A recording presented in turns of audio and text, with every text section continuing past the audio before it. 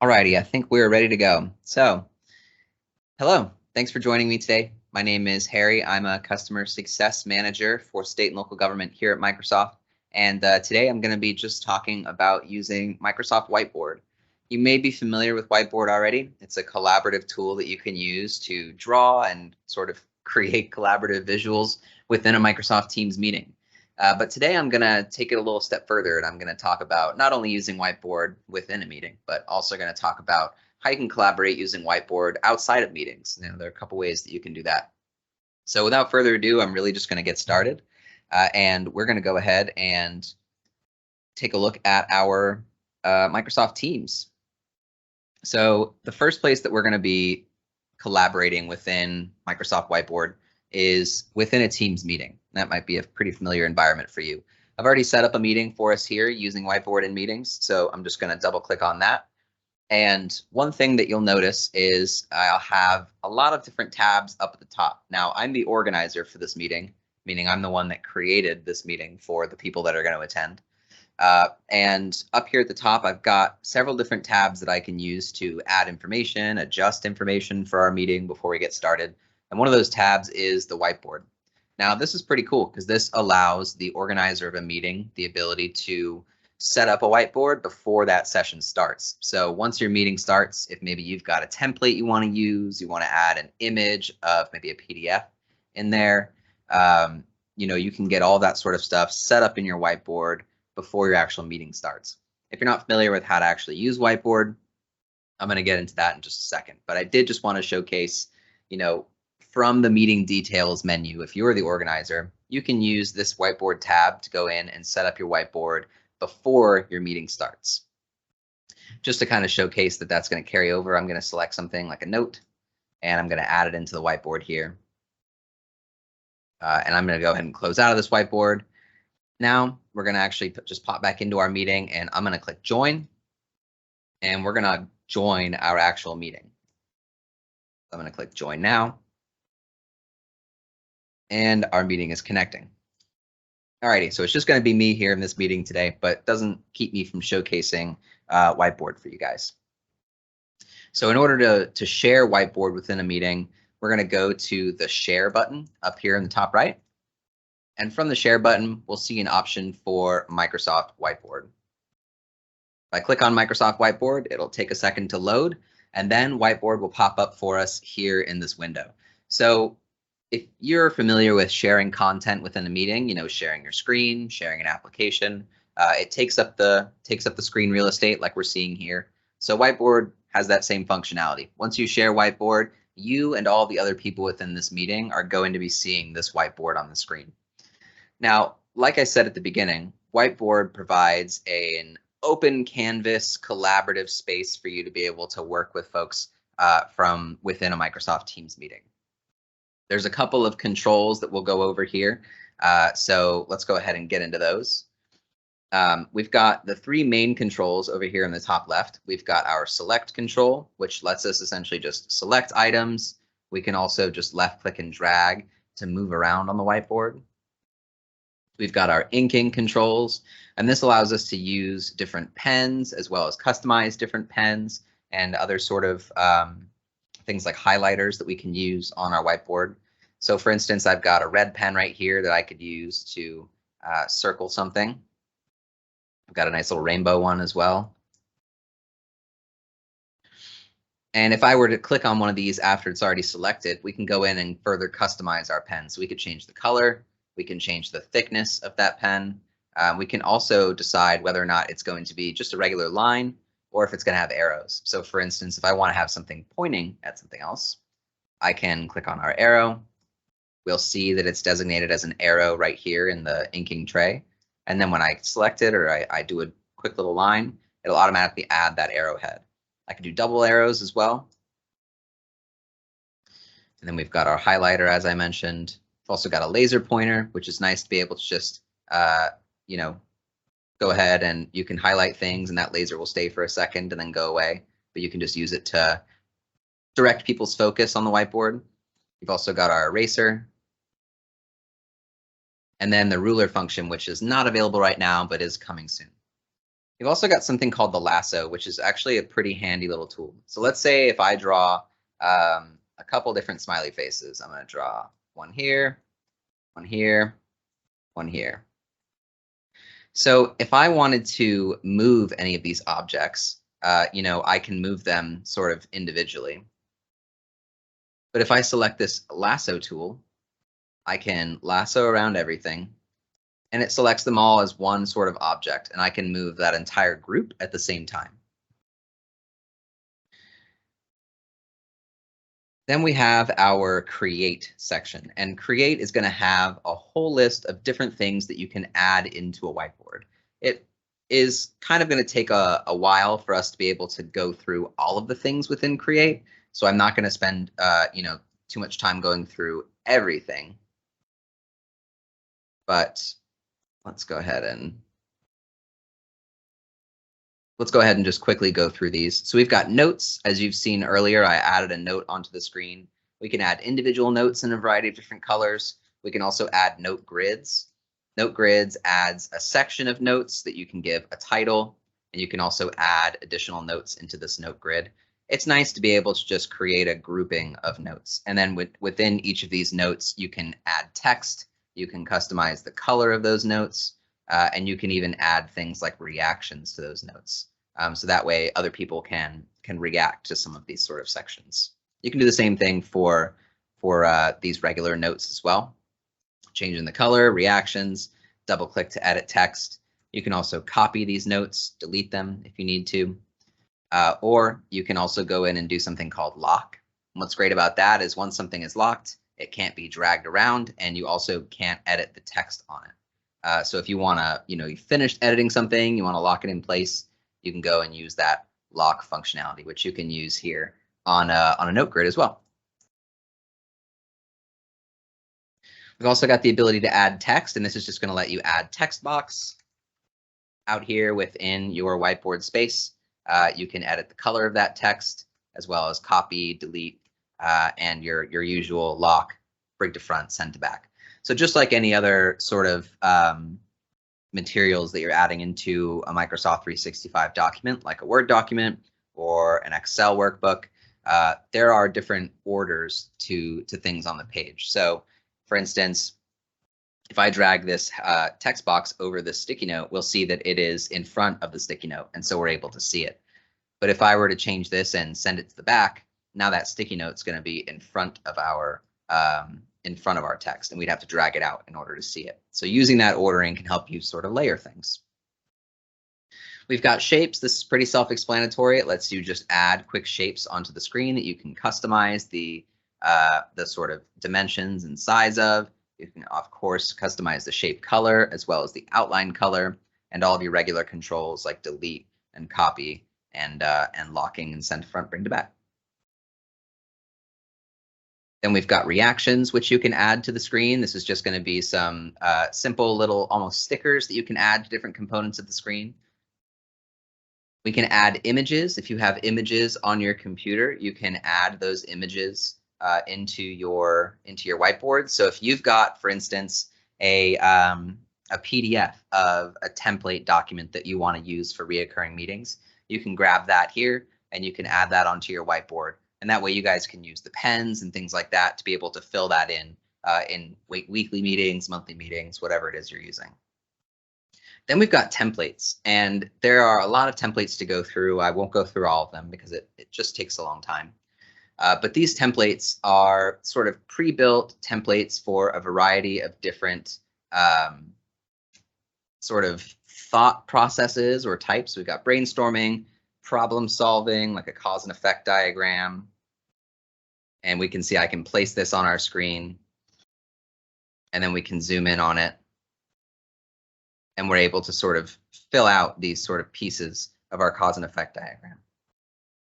You can always do Control-Z on your keyboard to go back, or you can use the back arrows here or the redo arrows. But templates are great because they've got a lot of different things that you can use. Project planning, there's some pretty familiar ones in here, like a Kanban board. To be able to, plan your project with your colleagues here within a whiteboard. We can change the name of our whiteboard here as well. So instead of using whiteboard in meetings, which is the name of our meeting that we created this whiteboard in, we could change the name of that to something like, Project Alpha Planning if we wanted to. So up here in the top right, we can see, some of the editing as well as who is in this whiteboard. So we can see that just now I am in this whiteboard, and we can see that I edited just now. We can go into the settings here, and there are a couple of pretty useful options for the whiteboard here. We can export our whiteboard as an image. So once we finish working on this whiteboard in our meeting, we can export it and send it out in a recap email. We could upload it into a Teams channel. That way people have access to that image in the future. We've also got some of our collaborative options here. So by default, a whiteboard within a meeting is going to be open for everyone within the meeting to collaborate on. Now, if you have a very large meeting, let's say 100 people in a meeting, 100 people collaborating on a single whiteboard all at once is probably going to slow down. It's probably going to cause a little bit of issues for everybody. So if you've got a large meeting, maybe disable this, and you can take suggestions from the group via voice, via the chat, and you can add those in or have an individual adding those in. That way, kind of saving some of that from some of those lag issues. But if you do have other participants can edit, you'll have these collaborative cursors. And what's great about this is as cursors are sort of hovering around and selecting things within our whiteboard, it's going to show who it is that's making those changes. So it's nice to be able to just keep up with folks. You can, of course, format your background. So we could add like a dot grid or hybrid grid and change the colors of those as well. And that is essentially it. Some of the other basic kind of functionality to get around, you can scroll using your mouse just to be able to zoom in and zoom out. If you hold the control button and left click, you can drag around the whiteboard so you could get to other places within the whiteboard if you need to. Very easy usability. So we've created this whiteboard within a meeting. We've been collaborating on this whiteboard within a meeting. But like I said at the beginning, you don't have to be in a meeting to be able to collaborate on a whiteboard. So I'm going to go ahead and stop presenting, and I'm going to leave this meeting, which is going to end that meeting as well. Now, really quickly, if I go up to my whiteboard tab as the organizer, I'll be able to see the whiteboard that we've been working on with all the changes that we made. For other users that were in that meeting that are a part of my organization, they'll be able to go to the chat section of Microsoft Teams. And from that chat section, they can go to their most recent meeting. And up at the top, they'll have a whiteboard tab. So they'll be able to go in and see that whiteboard as well. So even after the meeting, people that were a part of that meeting will be able to go back in and review that whiteboard. And yes, you could continue to edit that whiteboard if you so choose. But we're done with our meeting now. We're out of our meetings. Let's talk about a couple ways that we could use whiteboard outside of our meeting. So the first thing you could do, staying in Microsoft Teams, is we can add whiteboards to the top of a channel within Teams. So here I'm in my Project Alpha team, and I'm in my announcements channel. If I wanted to create a whiteboard for us to collaborate on here in the announcements channel, I could click the plus sign here. And once our applications load, I could select whiteboard. I could name my whiteboard. Let's say this is our new hire process. And we'll click save. And now everyone that has access to this channel in this team is going to be able to come in here and collaborate on this whiteboard together. So it can be a tool that we use for long-term collaboration processes. It doesn't just have to be for collaborating in the short term within a meeting. Now, as you can see in the settings, by default, I can't disable the ability for other people to collaborate on this whiteboard. So a whiteboard within a Teams channel is always going to be a collaborative space, as it should be, because that's the point of the tool. You can also add sort of conversation topics or create a conversation around this whiteboard by clicking the little conversation bubble up here in the top right. This will let you start a conversation, which will appear in the posts section of this channel. We'll get to that in a second, but we could say, looks good, and have a conversation about this whiteboard while we're working in it. If we go over to our posts, we'll be able to see there's our whiteboard that we added, and the conversation is going to appear like replies on a post, so we could keep track of it that way. So collaborating on whiteboards within Teams channels allows you to create, again, those long-term collaborative spaces while still keeping that free-form functionality of whiteboard that people love. Now, lastly, there's another place that you can go to collaborate on whiteboard that's not actually based on Microsoft Teams. So if you go to your internet browser and you go to your Office portal, which is portal.office.com, you'll be able to access all of your applications in your Microsoft 365 subscription. So I'm going to go up to our waffle menu in the top left. And once we've clicked on that waffle menu, we'll see the applications that we have available. If you don't see whiteboard within this list, you can click on all apps and you'll see a full list of applications there. So we'll scroll down, get to our whiteboard, and we're going to open this up on the browser. Now, what's the benefit of having whiteboard available on the browser? It means that no matter what device you're on, you have access to whiteboards. You can access from macOS, you can access from Windows. So you don't have to be on a state, you don't have to be directly in a meeting, you don't have to be accessing it from Teams in order to be able to collaborate. In addition, Whiteboard on the web gives you one extra cool benefit that I really appreciate, and that's giving you the ability to create whiteboards that aren't necessarily tied to any one resource within Microsoft 365. So it's not directly associated with a meeting. It's not directly associated with a team or channel. I can just create a whiteboard, use all the same functionality that I had with Whiteboard within Teams or within my Teams meeting.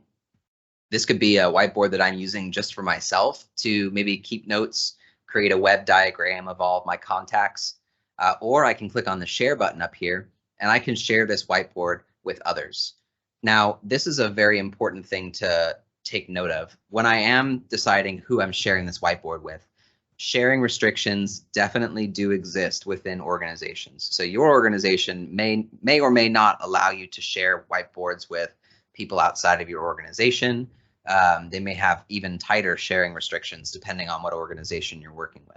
So it's important to understand that some of these options may not be available to you if you're maybe not seeing any features or any particular features that I've gone over today. Make sure to check with your IT to confirm whether or not they are going to be available for you at all. But here I could say, you know, I want to share with people in my organization, or maybe I want to say specific people and I want to allow them to edit. Or maybe I don't want them to allow to edit. I just want them to be able to view a whiteboard. I could say specific people, apply, and then I could type the name of the person that I want to share this whiteboard with. So this will allow me to share, again, as long as it's enabled within my organization, with people within or without my organization as well. So people outside of my organization I could share with here on Whiteboard. For commercial customers, that should generally be available. For government customers, that typically is not available at this current time, however, may be available in the future. Here's where we can go to change our name for our whiteboards. We could give that whatever name we wanted to. And once we're done working on our whiteboard, we could just go back to home and see all of our whiteboards here in the whiteboard homepage on the web. Now, whiteboard, the functionality, as you can see, is generally very easy. There's not a whole lot of things you need to get used to. But just remember all of the different places that you can go in Whiteboard to collaborate, and always, you know, keep an open mind when you're in your whiteboards. Make sure that you're collaborating with other users in your whiteboards. If you ever want to check to see what new features are going to be coming to Whiteboard or anything else within Microsoft 365, you can go to the Microsoft 365 roadmap.